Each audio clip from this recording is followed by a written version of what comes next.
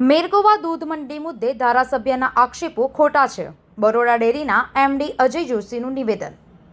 સાવલી તાલુકાની મેરગોવા દૂધ મંડળીના કથિત કૌભાંડના મામલે ધારાસભ્ય કેતન ઇનામદારે જે આક્ષેપો કર્યા હતા તે અંગે બરોડા ડેરીના મેનેજિંગ ડાયરેક્ટર અજય જોશી દ્વારા સ્પષ્ટતા આપવામાં આવી છે.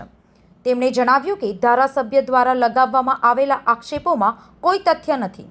આ મામલે અમે સંપૂર્ણ તપાસ હાથ ધરી હતી, જેમાં કોઈ પણ પ્રકારનું કૌભાંડ બહાર આવ્યું નથી. અજય જોશીએ વધુમાં ઉમેર્યું કે આ મામલે તપાસ પ્રક્રિયા સંપૂર્ણપણે પારદર્શક રીતે કરવામાં આવી છે. જો કોઈ મંત્રીનું નામ આ મુદ્દામાં સંડોવાયેલું હશે તો તેના સામે યોગ્ય કાર્યવાહી કરાશે. આ નિવેદન બાદ હવે સમગ્ર મામલે વધુ સ્પષ્ટતા આવી છે અને બરોડા ડેરી દ્વારા તપાસ પૂર્ણ થયા પછી હવે સમગ્ર સમાચારમાં નવો વળાંક આવ્યો છે. ધારાસભ્ય દ્વારા કરવામાં આવેલા આક્ષેપો અંગે હવે સવાલ ઉઠી રહ્યા છે કે શું તે રાજકીય પ્રેરિત હતા કે કોઈ પણ અજાણ્યા તથ્યોના આધારે કરાયા હતા. નહીં, જો પહેલો પ્રશ્ન તો જે તપાસનો વિષય છે એ તપાસ માટે સંઘના 2 અધિકારીઓની ટીમ આપણે મોકલેલી હતી અને એ લોકોએ તપાસ કરી અને એનો રિપોર્ટ જિલ્લા રજિસ્ટ્રારશ્રીને આપણે 28 તારીખે મોકલી આપેલો છે અને એની નકલ ધારાસભ્યશ્રીને પણ મોકલેલી છે. આપણે તપાસમાં શું સામે આવ્યું છે? શું તપાસ કરી આપે? તપાસીને એ લોકોના બધા એકાઉન્ટ્સ, બધા ડોક્યુમેન્ટ્સ એ લોકોના ચેક કર્યા, એ લોકોનું નિવેદન લીધું, કબૂલાત લીધી.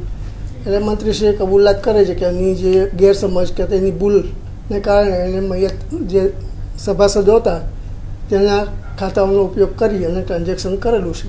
કૌભાંડ થયું હોવાનું સામે આવ્યું છે? કૌભાંડ તો ના કહી શકાય એની અંદર, કારણ કે જે પૈસા એને ઉપાડ્યા છે તે પૈસા દૂધ ઉત્પાદકોને રોકડેથી આપેલા જેવું પેમેન્ટ રજિસ્ટરમાં બતાવે છે.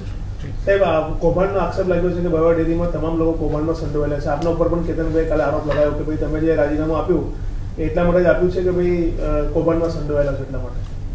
કૌભાંડ છે નહીં. અને બીજી વસ્તુ, રાજીનામું જે આપ્યું છે તે મેં મારા પર્સનલ અંગત કારણસર આપેલું છે અને તે 28/4/2025ના રોજ બોર્ડમાં આપેલું હતું, જે 31/3ની મિટિંગમાં મંજૂર કરવામાં આવેલું છે.